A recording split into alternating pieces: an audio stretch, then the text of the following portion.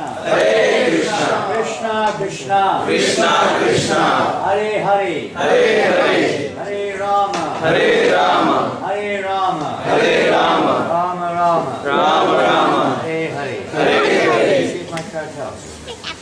Somewhere in that back. Some affairs like that. So this year, as you probably are aware, is the 50th anniversary of Srila Prabhupada's arrival in USA. Most auspicious year, 1965, September the 17th, when Srila Prabhupada arrived in Boston. I want you to tap every time I finish a mantra. Are you with me? Leave it there for the time being. But when we finish the Om Vishnu Padaya, then you tap that so we go on to the next slide. You understand? Don't do anything until we finish.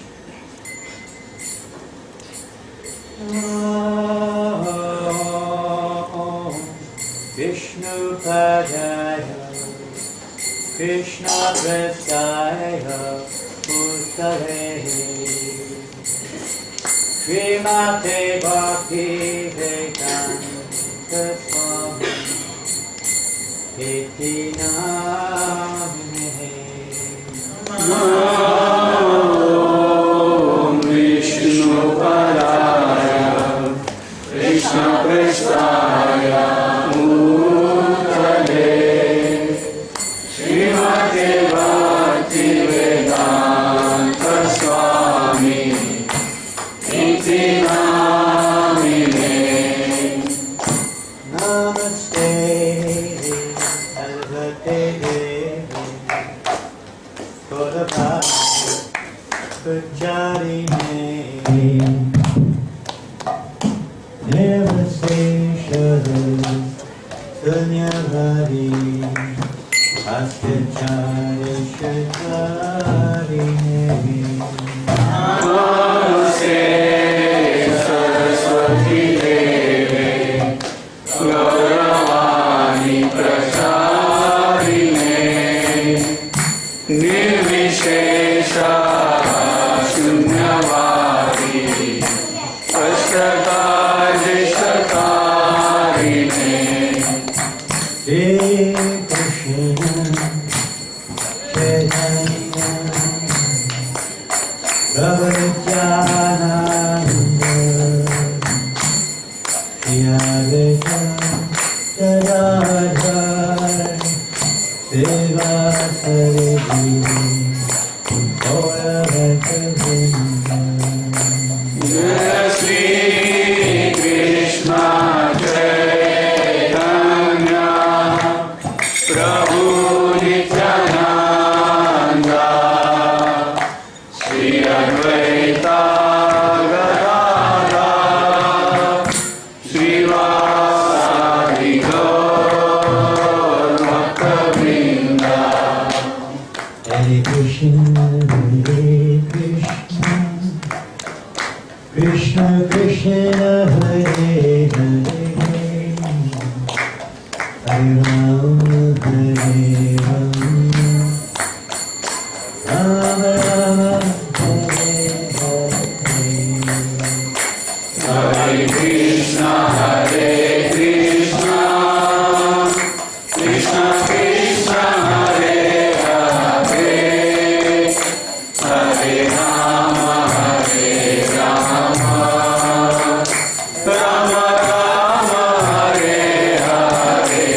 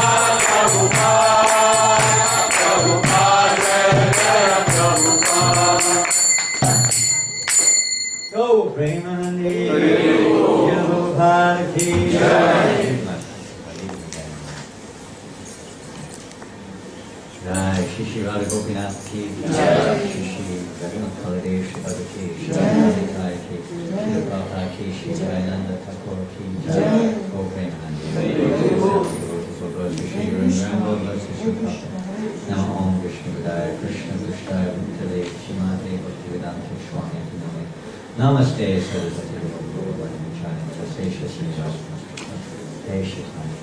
Hare Krishna. Thank you very much for coming this evening, and we hope to take advantage of this golden opportunity to increase, or let's say deepen our relationship with Srila Prabhupada, which is founder of Charity International Society for Krishna Consciousness, the Siksha Guru, to all members of ISKCON. Everybody has a relationship with Srila Prabhupada, just like you have a relationship with your father, your grandfather, your great-grandfather, everybody, especially with the grandfather. The grandchild usually has a very strong relationship with the grandfather. So Srila Prabhupada, even if we take it like that, is at least our grandfather, your grandfather, so to speak, those who were initiated. And he's the Siksha Guru for everyone, whether we're initiated by SrilaPrabhupada directly or not directly. He is our primary Siksha Guru, and it's through Siksha that our path back to Godhead is possible. SrilaPrabhupada has given us the Siksha. The business of the Diksha Gurus in ISKCON is merely to help facilitate that Siksha and to take responsibility to help us to follow that Siksha on our path back to Godhead. So it's very important that we understand deeper and deeper how much we are indebted to Srila Prabhupada and how we should try to imbibe, let's say, the mood or the wish of Srila Prabhupada, how we should, as we mentioned earlier, Jayananda Prabhupada said he was proud to have a disciple like Jayananda Prabhu. So we should also feel like that. We may not be officially initiated, but we're all following the footsteps we're trying to of Srila Prabhupada. So this evening, we haven't got much time. This normally goes over 2 or 3 sessions. We're going to clump it into one. This evening we're just going to cover more or less this event, this particular significance of this year among many things. Because Prabhupada's arrival in the Western world, which is 500 years or so ago, when Chaitanya Mahaprabhu and his associates were spreading the holy name to every town and village in India. Their desire for the Yachi Nagaradi Ramsada for patrol leaving more than on. Lord Chaitanya's desire was that this holy name be spread to every town and village. This was his prediction, his statement. He came with his purpose. He came for 2 specific intentions. To experience Krishna Prema along with the congregational chanting of the Lord's holy name. So together with his followers, his associates, his eternal associates, they accompanied the Lord to take part in this transcendental pastime called Sankirtan within this bone of Vrindavan, or this realm of bone of Vrindavan, within this material world, and spread the holy names everywhere. That was his wish. He ordered every man, woman and child to take up this movement and spread this Krishna consciousness everywhere. Krishna Pradesh. Become a guru and spread Krishna consciousness. He also said that he preached this Sankirtan even amongst the untouchables, and with a wreath, that means like a garland, of the holy name and Krishna Prema, he garlanded the entire material world. And that is the mission of this Krishna conscious movement, to embrace everyone within the realms of Sankirtan. So that was Lord Chaitanya's prediction. Now I will have to skip a lot of this. I'm just going to briefly run through it so you get the idea. 5,000 years ago or so, Narada Muni, in great distress, approached Lord Krishna in Dwarka about the condition of this age of Kali and how living into this in this age of Kali will be delivered. They seem to have no spiritual interest and they seem to be entirely materialistic. The Lord assured Narada Muni, it's a long story, I'm cutting it very short. Eventually Narada Muni even visited Krishna, Radha and Krishna in Goloka Vrindavan, and there he got the darshan of also the original personality of God in his Gauranga form, who manifested before Narada Muni, and Narada Muni swooning in ecstasy before Lord Gauranga. Then Lord Gauranga said to Narada Muni, I will destroy, as this verse says, I will destroy the sinful activities of the age of Kali with the powerful chopper of Nam Sankirtan. I will cut the hard knots of demoniac desires from the hearts of everyone. Even if the sinners reject religion or flee to foreign countries, still they will get my mercy. I will send more Senapati Bhakta, my chief field commander, to go everywhere and deliver them. These are the words of Lord Chaitanya Mahaprabhu, Lord Gauranga, 5,000 years ago. Lord Chaitanya may have appeared in this world 500 years ago, but he's eternally existing. He sometimes manifests himself very, very once in the day of Brahma. But just like Krishna, he is eternally existing. It's not like he's, just happened to appear for the first time 500 years ago. He's eternal form of the Lord, original form. He is the Adi Purush. He is non-different of Radha and Krishna himself. Is another aspect of Goloka Vrindavan, that merciful form, that Udarya form of Lord, of the Supreme Lord, known as Gauranga. So he assures Narada Muni he will appear in this age, and with the chopper of Nam Sankirtan, he will cut out all the sinful activities of this age of Kali. And he will send more Senapati Bhakta to anywhere where people escape from that. So that's one statement. There was another time 5,000 years ago, also when Ganga Devi approached the Lord in Dwarka, feeling very distressed about the impending age of Kali, which was about to begin. And she realized that in this age of Kali that people would just simply come to her banks, to the Ganga, and they would simply take bath in her waters and dump all their garbage in her water, just like now people just dump their garbage left, right and centre. That they would go there for the simple reason of dumping their sinful reactions, but no intention of changing their sins. So she wasn't very interested in that. She said, I want to get out of here. I want to leave this place. I don't want to appear in Kali Yuga. The Lord said, no, you please stay, because very soon Mantrarupashika will be appearing. Mantrarupashika means the worshipper of the holy name. I will send my Mantrarupashika, and he will go all over the world, and he will deliver even the Chandalas and the Mlechas to pure devotional service. And they will come, and they will bathe in your waters, and you will feel great happiness. That was another prediction at that time. Now, Lord Chaitanya Mahaprabhu, of course, when he appeared, they spread the holy name in every town and village in India, or what we call India now. But you can say the opportunity, the privilege to take it further afield was left to the followers of Chaitanya Mahaprabhu, and specifically in the Gaudiya line. From the time of Bhaktivinoda Thakur, this mission started to take solid, form. Lord Chaitanya here, he said in Distributing His Love, he doesn't discriminate. He said this Krishna consciousness will inundate the entire world and drown everyone, whether it will be gentleman, rogue, lame, invalid, or blind. So wherever they got the opportunity, the Panchatattva would spread the holy name. So same thing now, wherever the opportunity is there, we should try to spread the holy name of Krishna, as in following in the footsteps of Chaitanya Mahaprabhu's Sankirtan party, who delivered even the most fallen souls like Jagai and Madhai, the mercy of Nityananda. He's Guru Tattva, the spiritual master's business. Prabhupada said the hallmark of the Mahabhagavad, he wants to see the holy name spread all over the world, to everyone. And in a lecture in 1974 in New Vrindavan, SrilaPrabhupada said again and again, the prime symptom of love of God is one wants to see the holy name spread everywhere, to every single person in the world. And he said it 3 times, the prime symptom of love of God. They want to see that everyone is drowned in the Sankirtan of the holy name. And the Lord is ordering everyone to taste this nectar. Now, after a few centuries, of course, it seemed like not much was going on as far as spreading it to every town and village. Not even in India, most of the Vaishnavas have become rather let's say, more like Bhajananandi rather than Ghostianandis, more like Babaji mood. But in the 19th century, Srila Bhaktivinoda Thakur resurrected this preaching mission, Vishwanath Chakravarti Thakur. Since his time, the preaching of Gaudiya Vaishnavism was very low-key and even misunderstood. So in the 19th century, Bhaktivinoda Thakur took it upon himself to, let's say, reawaken the fire of Sankirtan. We haven't got time to get into his achievements, but one thing he did do, amongst countless achievements, was he made this amazing prediction. Lord Chaitanya did not invent himself to liberate only a few men of India.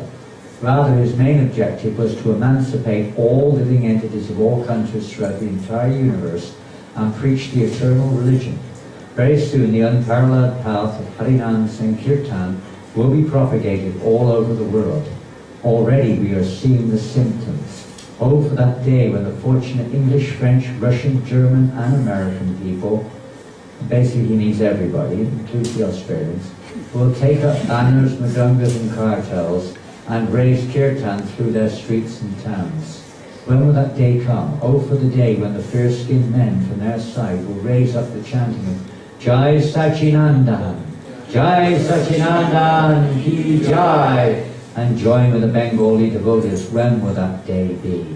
On such a day they will say, our dear brothers, we have taken shelter of the ocean of Lord Chaitanya's love. Kindly embrace us. When will that day come? That day will witness the holy transcendental ecstasy of the Vaishnava Dharma to be the only Dharma, and all the sects and religions will flow like rivers into the ocean of Vaishnava Dharma. When will that day come? a personality will soon appear to preach the teachings of Lord Chaitanya and move unrestrictedly over the whole world with his message. That prediction was made in 1886 in the writings of Bhaktivinoda Thakur and Satyendra Toshini.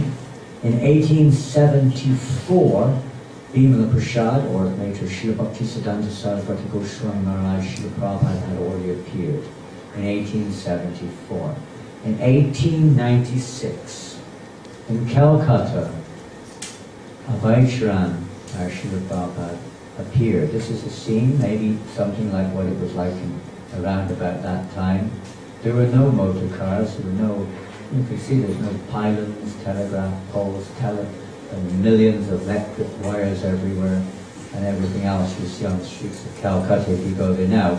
It was clean, and it was basically, of course, there's a bit of horse dung here and there, but it was all horse carriages. There were no motorized vehicles. So Srila Prabhupada appeared in Calcutta in 1896, that blessed occasion. And this is just quickly running through a few slides here, a short time. Prabhupada, in his early life, of course, he was married. In 1922, at the age of 26, he first met his spiritual master, Srila Bhaktisiddhanta Saraswati. I don't have that picture here, we should put it in. But he first met him in Altadanga, on top of the roof of the little center there in Calcutta. And at the very first time he met Srila Bhaktisiddhanta Prabhupada, he was a follower of Gandhi at the time, and his friend Narendra Malik. They were followers of Gandhi. And when they entered into that place, it was on a rooftop. Very simple, just a few devotees there. The mission had only recently started. And Bhaktisiddhanta Maharaj, seeing Prabhupada, then of course not by Charan, but now we know it's Srila Prabhupada. He said, "You are educated young men. You should make your life's mission to spread the message of Chaitanya Mahaprabhu all over the world in the English language." Now that was the first words he spoke. Imagine if somebody said that was your first words spoken to us. We've never seen them in our life before. We don't know what on earth to make of that. But that was his first words. He immediately picked up, this is the personality. This is the personality to fulfill this prediction of Lord Chaitanya, or this instruction of Lord Chaitanya, the prediction of Lord Chaitanya Mahaprabhu to Narada Muni, the prediction of Lord to Ganga Devi, and the prediction of his father Bhaktivinoda Thakur. But this is the person. He gave him that instruction in the very first meeting. So Prabhupada, of course, he went there after some discussion. He was convinced that actually this man, this Bhaktisiddhanta Saraswati Maharaj, is indeed the pure representative of the teachings of Chaitanya, and his whole life changed after that meeting. He became a permanent follower. He accepted Bhaktisiddhanta Maharaj as his life and soul from that moment. He was married, however. He had a child. This is maybe his first child. This is his wife on the left side, his father on the right. Living in Calcutta, he had to maintain a family. He had 4 or 5 children. He had a business, pharmacy business, and maybe in the pharmaceutical world. Prabhupada had his own medicines, days, pain, liniment. It cures everything. Bruises, headaches, sciatica, insect bites, gout, rheumatism, all pains. But that, materially speaking, but the real medicine, of course, Prabhupada really did have. Later on, he revealed that to the world. But at that time, he was not known. He was in his heart, of course, everything was there, but it wasn't revealed. But when he did retire from his family life in around about 1954, he spent much of his time residing here in the Chittiwada Temple. It's in Chandni Chowk in Delhi, Old Delhi, and he would stay there. This is a bit of the room that he used to stay in above the temple. And there he would arrange for the publishing of his Bhakti-Gita magazines, and later on his Srimad Bhagavatams. And whilst he was still in India in the 1950s and early 60s, very simple, he would go on his own to the paper supplier. He would buy the paper as cheap as possible, take it on a rickshaw across to the printer, edit all of his literature, all of his publications. He was doing everything. Just to say, he had no money. He was living from day to day. When he was not there, this is one of the early editions, this is 1944 edition, when he was still at Rehab, still from Calcutta. He published his Back to Godhead magazines. Even there he was trying to fulfill his spiritual master's order to preach in English he tried very hard in India to do that. When he did retire, and eventually, of course, he stayed in different places in Vrindavan. Mostly he stayed in the Vamsi Gopalji temple, near the Radharaman temple there. The last 2 or 3 years of his staying in Vrindavan, before he left for the West, he resided here at the Radha Damodar temple. And behind those arches there, in that little veranda, on the right side was Prabhupada's bedroom, the left side is his kitchen. And if you move further to the left, you see there's a little gate, little open space, and behind there you can see the edge of Rupa Goswami's samadhi, that red kind of deep-looking thing is the edge of the samadhi. And if you go further to, excuse me, to the left, that is, not the right, to the left, and if you go further to the left, you'll see the staircase steps going up towards the altar of the Devas of Radha Madhava, Radha Vrindavan, Chandra Madhava, Chaudhary Counts. And Prabhupada resided there a lot of the time from 62 to 65. Sometimes there, sometimes in the Chippiwada temple in Delhi, and sometimes traveling and preaching. And great in that he was always thinking how this could be possible. He was a lone ranger, he had no mission, he had no real support from his brothers to preach his message anywhere. He knew nobody pretty much to help him. He would sit in his room, this is the Rupa Goswami Samadhi, Prabhupada would meditate on the Samadhi. He could see the Samadhi through the window in his kitchen. This is looking out the window, exactly that's the window there, sort of on the leftish side, and Srila Prabhupada was sitting at his table doing some translation work, writing purports or whatever. And one day, Prabhupada said he had a vision. Rupa Goswami appeared before him and assured him not to worry, that he should be confident and go ahead with his mission, and then he would be there to support him. So you could see through that window Rupa Goswami's samadhi, and one day Rupa Goswami appeared to assure him of his success. Prabhupada displaying his Srimad Bhagavatams in India before he was able to leave for the Western Hemisphere.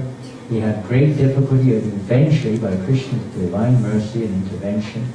One man, and Mr. Agarwal in Agra, he said, Swamiji, I will ask my son to sponsor you going to America. Well, Prabhupada thought nothing more about it. It was a casual meeting, but that Mr. Agarwal took it seriously, and he asked his son in America to sponsor Swami Prabhupada to come to the United States. Mr. Agarwal's son didn't think anything of it. He said he'd done it before, he never thought anyone would ever come. So he did, he sent the sponsorship letters, and all of a sudden, from the American embassy, the sponsorship letters arrived from Prabhupada at the Radha Damodar temple, saying your sponsorship is now approved, now you can apply for your passport, visa, everything. So Prabhupada went ahead, got his passport, there's a picture of his passport, which he first used when he went to America. Wonderful documents. But then he had great difficulty getting his P form, which is from the Bank of India. They refused it again and again. Eventually he forced his way to the top, and he spoke to the head of the State Bank, Mr. Rao, and eventually Mr. Rao said, all right, Swami, you have approved your, the State Bank of India's approval so you can actually travel out of India, even though you had no money, no bank account, no support, no one in America, nothing. He was a lone ranger, to say the least. But Krishna was with him. So eventually, after a great struggle, he got all that was required except for a ticket. And then when he met Samati Maharaji, who previously helped him to print Srimad Bhagavatam, she finally agreed. That was also another struggle. At first she rejected the idea, saying he's too old. He would only go there and die. What's the point? She didn't want, she wasn't into it. She thought he would just go in there for sightseeing or something. So she didn't really wish she joked about that. And Prabhupada insisted, he just really insisted, no, you cannot do like this, you must help me. And eventually she said, all right then, Swamiji. And she gave him a ticket. On one of her steamship companies, she was the head of the Skindia steamship company, and she gave him a free ticket on a cargo ship destined from Calcutta to New York, known as the Jaladuta. And Prabhupada going up the gangplank up towards the up the side of the ship to board the ship on Friday, August the 13th, 1965. Very, very, he's a lucky Friday the 13th. Friday the 13th, August, 1965. Prabhupada boarded the Jaladuta, a momentous occasion. as he went up the gangplank and waited for the ship to set sail from Calcutta and, all the way to New York. So the ship set sail on the way in the Indian Bay of Bengal. It was quite rough, Prabhupada had some seasickness. It had docked in Colombo. Prabhupada had a quick tour of Colombo, and then the ship set off towards Cochin in Kerala, and there the Srimad Bhagavatam was loaded on board of the ship. 200 sets of Srimad Bhagavatam came down from Bombay. They were loaded on board, together with the Srimad Bhagavatam, 3 volumes. Not exactly the most attractive or, let's say, saleable presentation for Western audiences, to say the least. And it's very ancient-looking printing. The English was rather archaic, and the printing was rather lopsided, and the pages were all some were upside down, and some were the wrong way round, and some were, cut differently, and it was very rough from the Western standard of printing. But that's what Prabhupada had. That was his only weapons as he went to the Western world, together with this leaflet, a little pamphlet describing this message of peace and goodwill to the Western world, which Prabhupada also brought with him. And there's the boat, the Jaladuta, the messenger of the water, crossing the ocean. Looks in pretty good shape there. Anyway, the Jaladuta means the messenger who crosses the water. So SrilaPrabhupada, or the messenger of the water, was certainly also the Jaladuta. He was the messenger of the water traveling on the Jaladuta. Another shot of the Jaladuta. Looks like it's in the dock it's stationary. And it's also empty. The Jaladuta, I don't know, it probably came to Australia, it came to New Zealand. It did dock in New Zealand, probably docked in Australia too, before it was scrapped. Now on the way, Srila Prabhupada had a dream. He had a very hard time in the Arabian Sea. There was very rough sea, and he got very sick. Eventually he had a heart attack, 2 heart attacks he said, on the ocean, and he thought he was going to die, and he didn't think he would ever make it. But Lord Krishna appeared to him in a dream one night and assured him not to worry, that he would be okay. That the Lord said, I will take charge of the boat. And in my many forms, if you see at the back there, is the Lord in many forms. And they're actually rowing, they said, we will be rowing a boat to make sure you get safely to America. And unlike sometimes we hear that they were on the Jaladuta, they were not on the Jaladuta, according to Radhamani Prabhupada told him. But the Lord was rowing the boat in front of the Jaladuta. There was another boat pulling the Jaladuta across the ocean, making sure the ocean was not very rough, making the sea very calm. And even Captain Bandya, he said, when the boat finally arrived in America, he said to Prabhupada, he said, please return with us, because he said, this is the smoothest crossing we've ever had on the Atlantic Ocean. Prabhupada said if the Atlantic Ocean had shown its normal face, he would have died. So Krishna protected him on that journey. He had a mission. And eventually, on September the 16th, Prabhupada was about to arrive. Now on September the 17th, the Jaladuta docked in Boston Harbor, Commonwealth Pier, on September the 17th. Now we just have a few slides here, a few things we may say. With Prabhupada, we docked from Boston at 10 a.m. He got his visa, a 2-month visa he got when he arrived there. That's just the sign for the Commonwealth Pier. That's an aerial view. On the right side is the Commonwealth Pier, the left side is the fishport. And that's the front view of the Commonwealth Pier. Sorry about the quality, there's just some downloads from the internet, they're not very good. Resolution is very poor. That's a site, looking from the Commonwealth Pier towards Boston. Maybe something like what Prabhupada would have seen when he arrived there in 65. The first time he's seeing this kind of a scene. In India at that time there were no such things as skyscrapers. This is good. Well, he did see a few probably on the way, maybe in Port Said or somewhere. He had no money. But when Prabhupada first came, the ship on Boston Port, he said, I was thinking, I have come here, I do not know what is the purpose, because how the people will accept this movement. They are differently educated. As soon as I will say, so my dear sir, you have to give up meat eating, illicit sex, intoxication and gambling, they will say, please go home. So I was thinking that I will propose something which is impossible. Anyway, let me try. And I think how they'll accept this. There's no way they're going to. When his godbrothers went to England and they made this proposal to the Earl of Zetland, a pious Englishman who had previously been, I don't know, governor in Bengal or something. And he said, Srila Prabhupada's godbrothers were sent in the 30s to London, and when they met this Earl, the Earl said, can you also make me a Brahmin? So they said, yes. And he said, how is that? Well, how can I become a Brahmin? And they said like that. They said, you have to give up meat eating, illicit sex, gambling, and intoxication. The man said, impossible. Absolutely impossible. So like that, if I was thinking how they will possibly do it, they will be able to do this.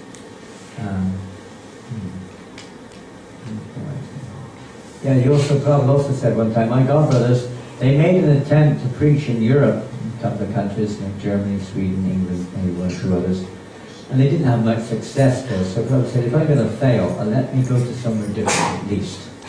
So let me go to the big place, America. I mean, if you fail in America, you know, you're not too big, and it's a surprising thing to happen. And Prabhupada gave the example that if you're going to shoot something, then at least shoot for the rhino. Because no one will expect you to be able to shoot a rhino. If you shoot for a rabbit and miss it, that's not very much of a credit. If you try for a rhino and miss, nobody will be surprised. I was thinking like that. At least we go to the big place, the Big Apple. Go to America. And it was Prabhupada, later on, Prabhupada went to see again, walking on the docks at Boston Harbor, near the Commonwealth Pier, right in front of the Commonwealth Pier there, at a later date, maybe someday.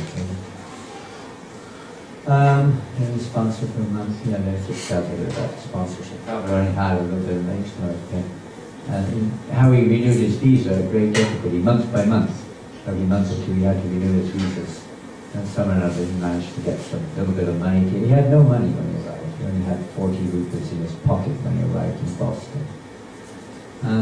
What do people, it's nice, there's some comments before we get on to the essence of his time in Boston. What if people, as a question Pujam asked, don't want to hear a message? And Prabhupada replied, the people may not understand our message, but Krishna will be pleased. And Prabhupada said, and that is our mission. We must not be disappointed. No one is hearing Krishna consciousness. We will say it to the moon. We will say it to the stars in all directions.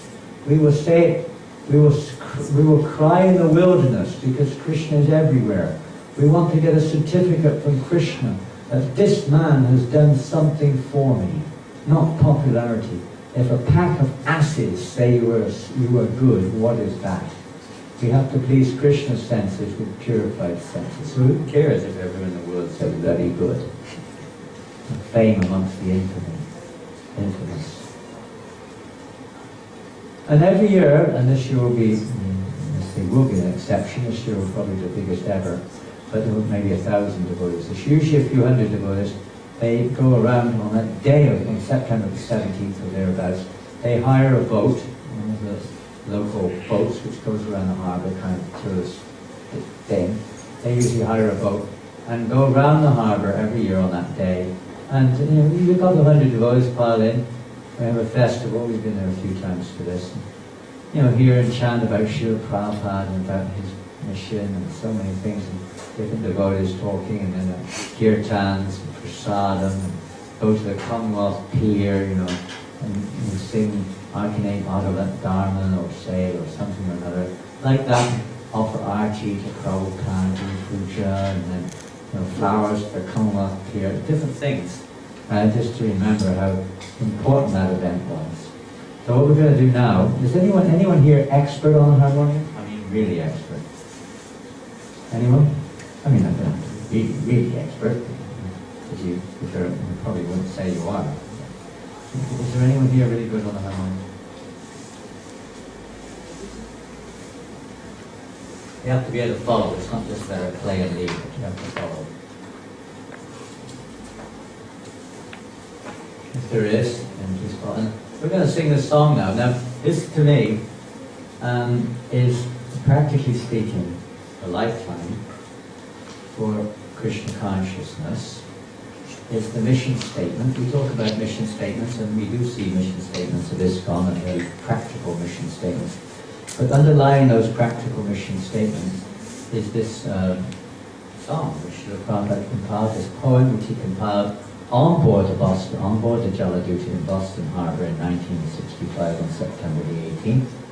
This is the first written, let's say, the first thing Prabhupada wrote when he arrived in America. He'd written 4 days earlier, September the 13th, on board the Jaladuta, Prayer to the Lotus Feet. We won't sing that tonight. We may, if we have time, we might read it. On September the 13th, he compiled the Prayer to the Lotus Feet, which is basically like his own mission statement. This Markandeya Bhagavatam, which literally means preaching Krishna consciousness in America. The first thing he compiled, and it is so tantamount to the success of our movement. This is a mission statement for the members, I would say, of this movement, for all of us. It is the mood which we all need if we want to be instrumental in spreading Krishna consciousness or becoming Krishna conscious. If we want to please Srila Prabhupada, in this particular poem, Srila Prabhupada actually captured, you could say, every essential need of an aspiring devotee or somebody who wants to represent the Supreme Personality of Godhead. In this poem, you'll find humility, dependence, courage, hopelessness, everything, helplessness, everything is there, determination, and so on, so many things. We ask, where do we get these from? It comes from remembering or absorbing oneself in this mood of Srila Prabhupada, on this most amazing. The whole world did not know. Nobody in the world knew. Prabhupada had written this. It was not published then, came up later, but it was between him and the Supreme Lord. This is a personal interaction between Srila Prabhupada and the Supreme Lord himself. So we're going to sing this now. If anyone is expert on harmonium, please accompany. And I do request everyone to please try to sing in tune. If you can't sing in tune, please sing silently.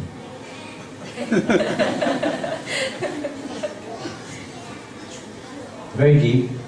Try to meditate on this. We're on the Boston Harbor, on board the Jaladuta, alone, Srila Prabhupada, sitting in his room, compiling this Markandeya Bhagavatam, with a very amazing mission ahead of him. He has this daunting, in a sense, responsibility. I'll tell you a story. One time in London, Srivaram Swami, GBC of the UK, he was the GBC at the time, when there was a great challenge to the worship of Bhaktivedanta Manor, the local council were trying to bring it to an end, and the whole case became a very big issue. It became a national issue. It went to Parliament House, it went to the Queen, it went to the highest ranks of decision-making bodies, and they were debating how to deal with this touchy situation. So it came to the Queen's counsellor, who represents the Queen in Parliament, and he was an elderly gentleman who was supposed to study the case and give an opinion on behalf of the Queen. So Srivaram Raj went to see him, and he looked at Srivaram Swami, and he said to Srivaram Swami, he was in his 70s, this man, he wasn't following any of our principles. He was definitely not following Krishna consciousness. He'd never met Prabhupada, he'd never practiced any direct Krishna consciousness, so to speak, meat eater, drinker, this, that. So he looked at Srivaram Swami and said, you do not know what a wonderful thing your teacher has done. Srivaram Swami didn't know how to answer because, he dedicated his life to Srila Prabhupada's man. What does he know about what Srila Prabhupada has done? Of course I know what a wonderful thing he's done. What am I supposed to? I can't say you're wrong. Of course I do. He had to speak in such a way that the man would try to support us, He couldn't get into an argument with such an important man, so influential. So he had, just that, a recognition, something like that. Not exactly saying yes, but recognizing yes, your statement is correct. But the man was, he had a little bit of intuition. He could see that Srivaram Swami did not understand what he meant. And this man actually had taken it upon himself to read, I think it was the abridged version of the Prabhupada Amrita. just to find out what was going on behind this movement. He went out of his way to find out a little bit about us. And he said, no, you don't understand what a wonderful thing your teacher has done. She Brahma, you know what, it was quiet, he hadn't said anything. He said, and I'll tell you why. He said, because you were in your 40s, I'm in my 70s. You do not know what it is like when you're in your 70s. What he has done is humanly impossible. That's what he said, more or less. He said, it's impossible for a normal person to do what your teacher has done. He was very impressed. The SrilaPrabhupada at that age, with no support in India, with no money, with nowhere really to stay in America, had nothing, really speaking, materially. No support. He was a lone man, alone, completely alone, materially. And how possible he could have ventured, done such a thing as this, is not possible. Others go, and many have come later, but not like that. So we're going to sing this now. I need a button presser. I don't think we have a harmonium player, but it's better no harmonium than a bad harmonium. Isn't it? Better none than a bad one. Although they say sometimes a blind uncle is better than no uncle, but when it comes to this, I think no uncle is better than a blind uncle. Here's the button. You want the button pressure? Yes. You can see where you press it at the relevant time. Any one of those. Press this one. You have to just tap it. Not yet. I mean, when the devotees have finished that fine, it's pretty easy.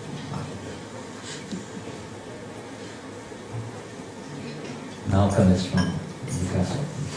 Not a computer wizard. Not a technological wizard. He's not an IT specialist. He loves devotion service.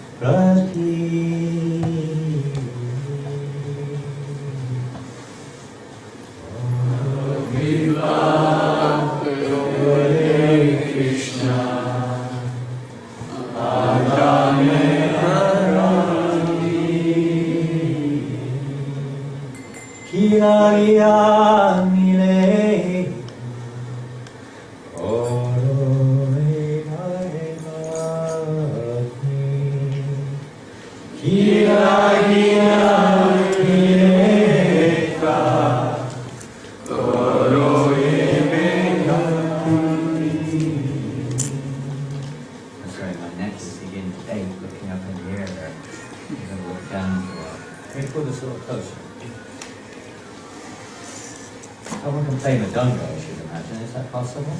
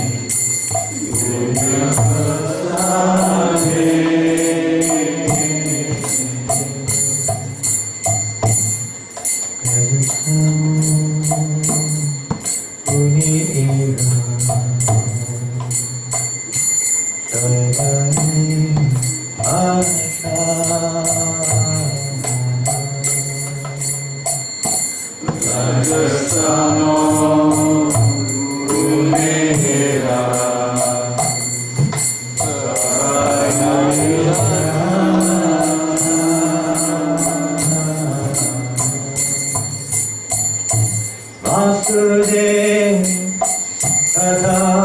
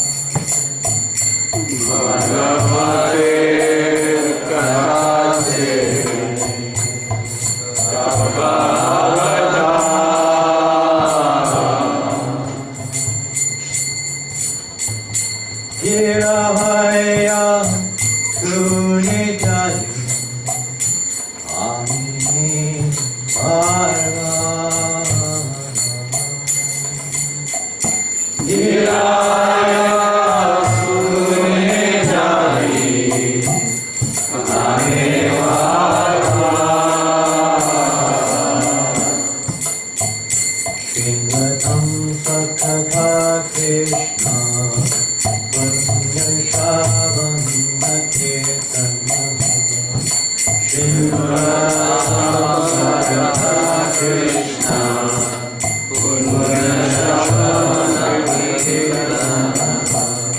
Vedantaksho yabhadrani sarvejanoti sarvetratam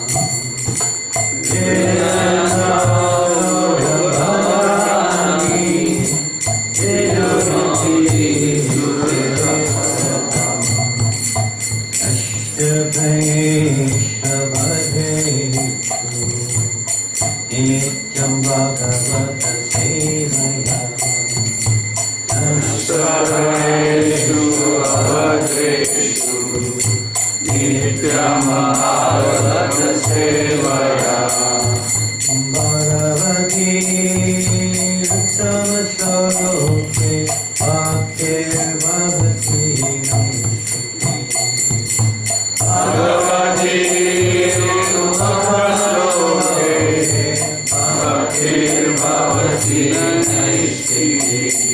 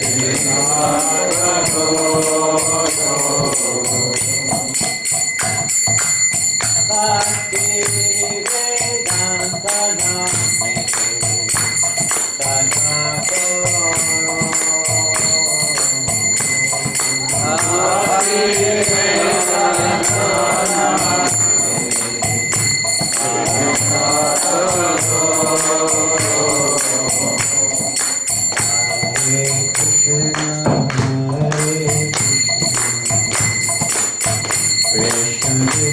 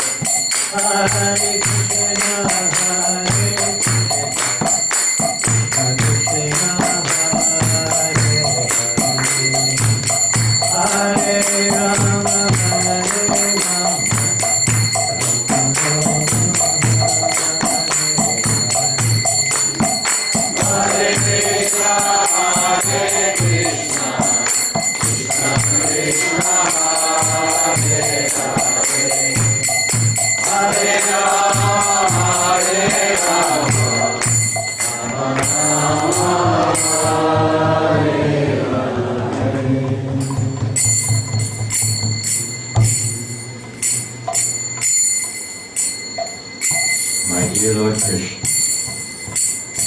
you are so kind upon this useless soul, but I do not know why you brought me here. Now you can do whatever you like with me, but I guess you have some business here. Otherwise, why would you bring me to this terrible place, America? Most of the population here is covered by the material modes of ignorance and passion. Absorbed in material life, they think themselves very happy and satisfied. Therefore, they have no taste for the transcendental message of Bhakti. I do not know how they will be able to understand. But I know your causeless mercy to make everything possible, because you are the most expert mystic. How will they understand the mellows of devotional service, O Lord? I'm simply praying for your mercy so that I will be able to convince them about your message. All living entities have come under the control of the illusory energy by your will. And therefore, if you like, by your will, they can also be released from the clutches of illusion.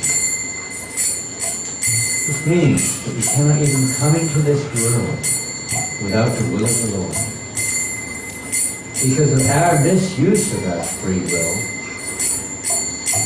the Lord facilitates this. But without His will, this world does not exist. And by His will, we are placed in this world because of the misuse of our will. And similarly, to get out of this world is not within our power. It's only by His will is it possible. And the means of getting that, so say, the will of the Lord, or the mercy of the Lord, is the mercy of the right hand. I wish that you may deliver them. Therefore, if you so desire their deliverance, then only will they be able to understand your message. The words of the Srimad Bhagavatam are your incarnation. And if a sober person repeatedly receives it with submissive oral reception, then he will be able to understand your message. If you understand the message, Krishna in the Bhagavad Gita says, Janma karma chame vidyam, evam rudhi utpadeham pramadam, naiti manasi sorjuna. One who understands the transcendental nature of my appearance and activities does not, upon quitting his body, take birth again, but attains to my eternal abode as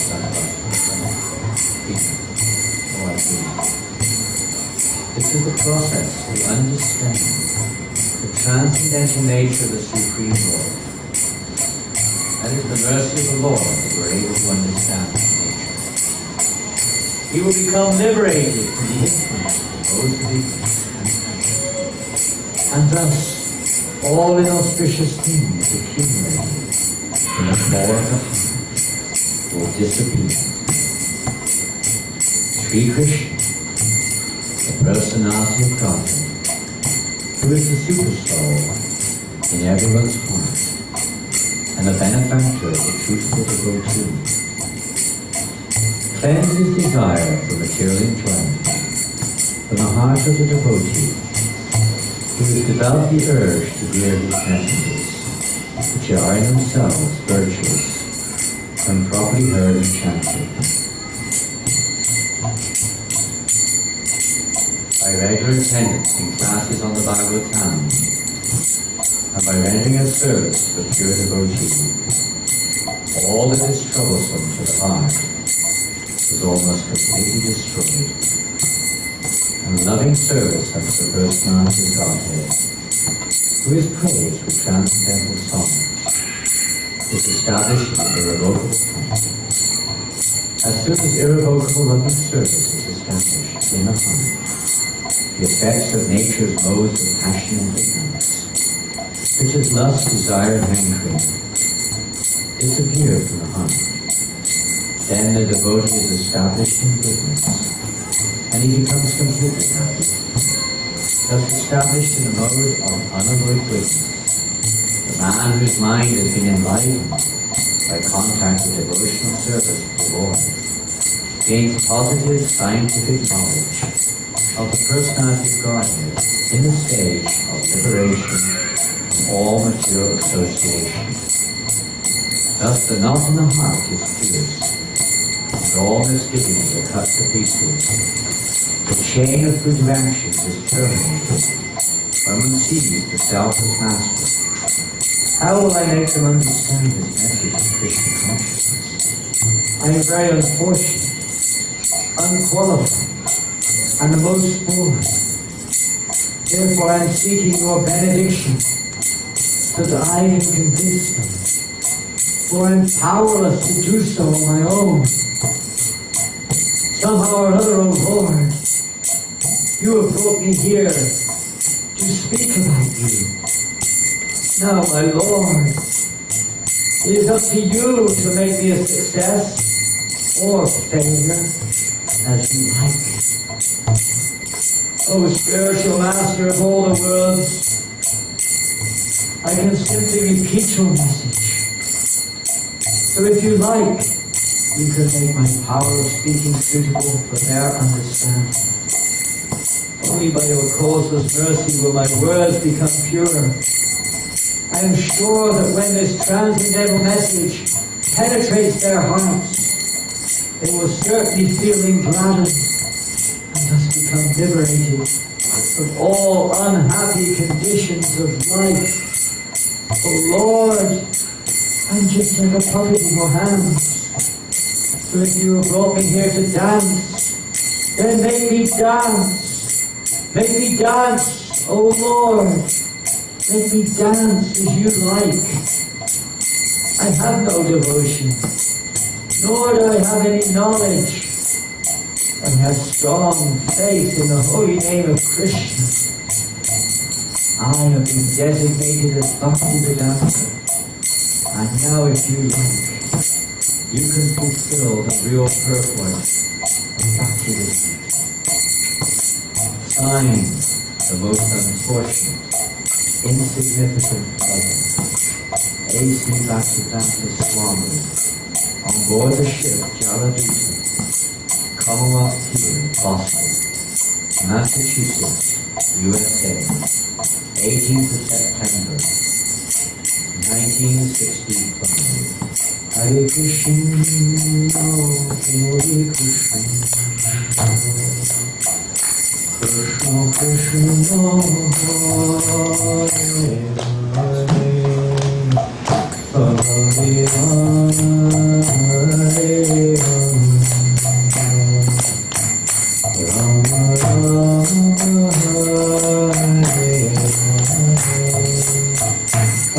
Hare Krishna, Hare Krishna, Krishna Krishna, Hare Rama, Hare Rama, Rama Rama, Hare Hare, Hare Krishna, Hare Krishna, Krishna Krishna, Hare Hare, Hare Rama, Hare Rama, Rama Rama, Hare Hare, Hare Krishna, Hare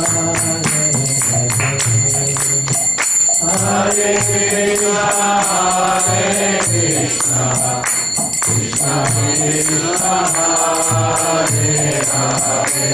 Rama, Hare Rama, Rama Rama, Hare Hare.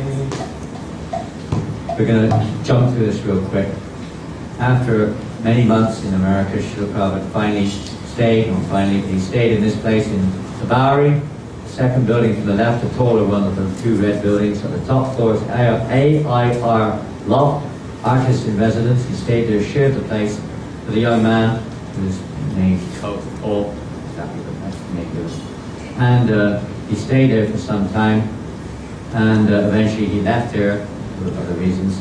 And then Mukunda and others, they found a place here in 2nd Avenue, the famous 26 2nd Avenue. Srila Prabhupada stayed there for several months preaching, and that's where the movement really became established. Prabhupada was alone, actually, walking most of the time in New York up till then, on the streets of New York. A lone person, really, on the corner of Houston and 2nd Avenue. And that's the front of the little shop, Matchless Gifts. A very appropriate name. It was called Matchless Gifts before Prabhupada moved there to preach. He had a little room behind to stay in. And that's where the mission really started, in Tompkins Square Park. Washington Square Park on August the 14th was the actual first place where public Harinam took place. Prabhupada led the devotees to Washington Square Park, not Tompkins Square Park. And that was the first public kirtan in Washington Square Park. But the real efficient, or let's say effective, public kirtan started in Tompkins Square Park. That was much later, in October. And here, at one of those occasions, some of these boys and girls are now initiated. This is the first time devotees chanted, where Prabhupada's playing on this little tom-tom drum in the park. People gathered around. Here we have Brahmananda and Ajutnanda, the first two devotees, to rise up and to start to dance in the kirtan. Prabhupada's sermon in the park. This famous picture underneath that famous tree in New York. Here, some devotees around him in New York in Tompkins Square Park. Newspaper articles in the local hippie magazine and also in the New York Times on October 16th. Inside the little place in 2nd Avenue, at that time Brahmananda, Rajarmuni, Radharani, there on that picture, and the others I don't know who they are. And we're going to have to jump through all of this. I'm sorry, we have a little time left. We have one last thing we want to present. This is the tree. Now there's a plaque on that tree, Prabhupada's tree in the park in Tompkins Square Park. They recognize it as Prabhupada's tree. It's a special tree. There it is in the middle. That's how it looks now. And on the left side there, behind this fence, there's also another kind of display there which explains the significance of this place and how here basically the spreading of the Krishna consciousness really began in a public way at least.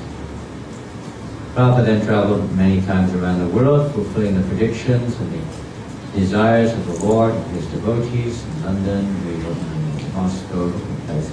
We're just going to finish with this now. This is a very significant Vyasa Puja homage. I think you can just squeeze it in there. Offered to Srila Prabhupada, and it's very relevant to the event this year, Prabhupada's 50th anniversary of his arrival in Boston, to spread Krishna consciousness in the Western world. Namo Vishnu Padaya Krishna Vastaya Bhutale Srimate Bhaktivedanta Swami Niti Namaste Saraswate Gauravani Prachari Nirvishesha Sanyam Ashtatavishta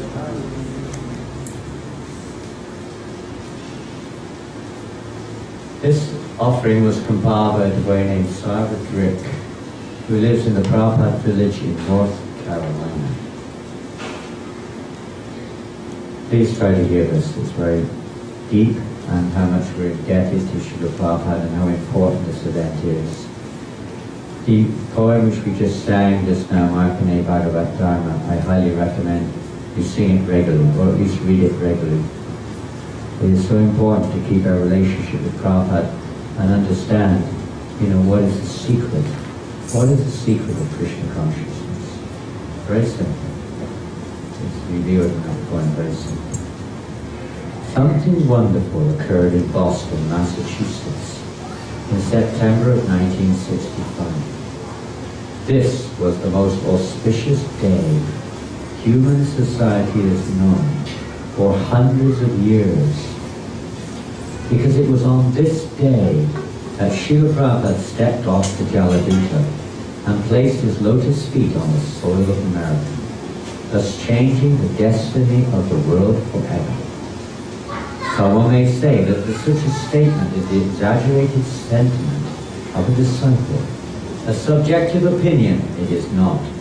There is an objective truth to be pondered here that will give us a tiny glimpse of the glory of the person we know, love, and worship. His Divine Grace, A.C. Bhaktivedanta Swami Prabhupada. If Srila Prabhupada had not come, hundreds of temples would never have been built. Krishna-conscious farm communities would never have been established. Tens of thousands of devotees would never have accepted initiation and a life of Krishna consciousness. Literally millions and millions of people would never have even heard the name Krishna. And Google searches would turn up only a handful of obscure encyclopedic references. There would be no Hare Krishna cinema, no devotional music, dance, or art. There would be no deity worship in tens of thousands of homes and temples around the globe. Millions of devotees would never have taken prasadam. There would be no Hare Krishna restaurants. There would be no Bhagavad Gita, no Srimad Bhagavatam, no Chaitanya Charitamrita, and no Nectar of Devotion in English, Spanish, Japanese, Russian, and dozens of other major languages. There would be no BBT. Tens of millions of people would never have received one of these priceless books, which illuminate the highest objective of human life. The multitude of prolific Vaishnava authors that followed in Srila Prabhupada's footsteps would be busy writing about some other topic. There would be no festivals, no Harinam Sankirtan, and thousands of pious souls who took birth in devotee families would be looking for another planet, some other planet to be born where Lord Chaitanya's Leela is occurring. There will be no initiations, no devotee sangha. All will be void, sunyata, if Srila Prabhupada had never stepped off the Jaladuta. This point of view is not the annual rambling of a fawning disciple. It is not fanatic eulogy. These are hard, irrefutable facts. Whatever we know about Krishna, and frankly whatever most anyone knows about Krishna outside of India, at its beginning in those first sacred steps at Boston Harbor. Someone may say, well, what about all the other devotee preachers who came after Srila Prabhupada? We would respond that while their service to Mahaprabhu's movement is indeed glorious, each and every one of them eats the blessed remnants of the plate of Srila Prabhupada's powerful kirtan, which showered grace on every continent of the world. He was the pioneer. He showed the way and he slashed through Kali's dark jungle, clearing the field for generations to come. It is only by his dedication and sacrifice that there is any kind of preaching field at all outside of the borders of India. If he had not come and laid the foundation, there would be no waiting devotees, no dakshina, no initiations, no rides from the airport, no prepaid air travel, no accommodation, no temples, and no devotee homes for preaching and expansion of missions. The only reason that any of these facilities exist is because Srila Prabhupada stepped off the Jaladuta. Ask any Walla in Vrindavan or Mayapur who's old enough to remember what the town was like before Srila Prabhupada left the divine shelter of Shri Pada Damodar Mandir for the Lower East Side of New York City. They all know that it was Srila Prabhupada who put the Lord's hometown on the map and brought crores of rupees, temples, new constructions and prosperity to otherwise materially impoverished villages. All of Vrindavan's and Mayapur's worldwide renown exists today because Srila Prabhupada stepped off the Jaladuta. Today, Kirtan is the rage in public venues filled with eager participants. But Srila Prabhupada was the original Kirtaniya, the first who sat in Tompkins Square Park with his little tom-tom, drumming out the rhythm of Lord Krishna's holy names before any of these people were even born. Sadly, he is not given credit. But today, Harinam Sankirtan reverberates in yoga studios, in devotee homes, in temples, on downtown sidewalks, and at music festivals in nearly every country of the world, only because Srila Prabhupada stepped off the Jaladuta. And finally, we're all sitting here in the blessed association of devotees, remembering and appreciating his qualities and his influence in our lives, in one of hundreds of such gatherings around the globe, only because Srila Prabhupada stepped off the Jaladuta. Let us ponder these truths, and as we meditate thrice daily, chanting Om Gurudevaya Vidmahe Krishnanandaya Dhimahi Tanno Guru Prachodayate. Try to grasp the meaning of this sacred mantra. Try to know Srila Prabhupada and the degree to which he pleased Chaitanya Mahaprabhu, how much he was absorbed in doing so, and let us attempt to fathom the breadth and depth of Srila Prabhupada's accomplishments. Doing so will cause the creeper of devotion that he planted in our hearts to blossom and bear the fruit of love of God, and allow us to be fixed at his lotus feet forever. There is nothing else worth having. Srila Prabhupada's servants of Prabhupada Village, North Carolina, USA. Srila Prabhupada ki Jai. Srila Jayananda Thakur Dhirubhai Mahotsav ki Jai. Gaur Premanandi Jaya Prabhupada, Jaya Prabhupada, Jaya Prabhupada, Jaya Prabhupada, Jaya Prabhupada, Jaya Prabhupada, Jaya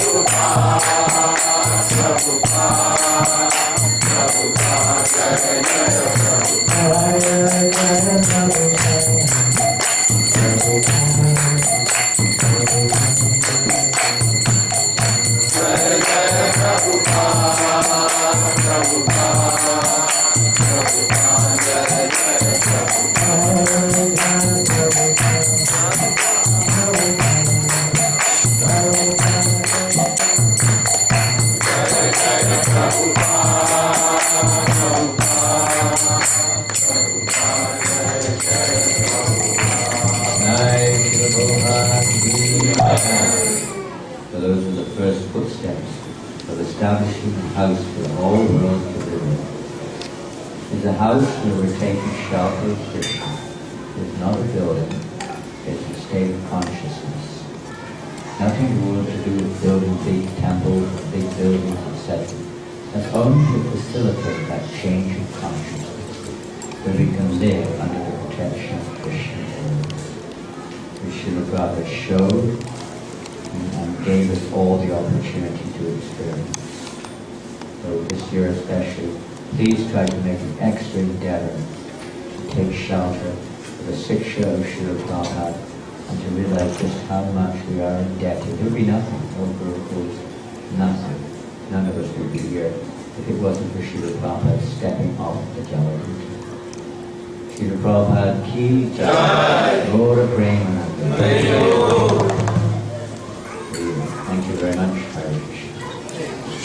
Tomorrow,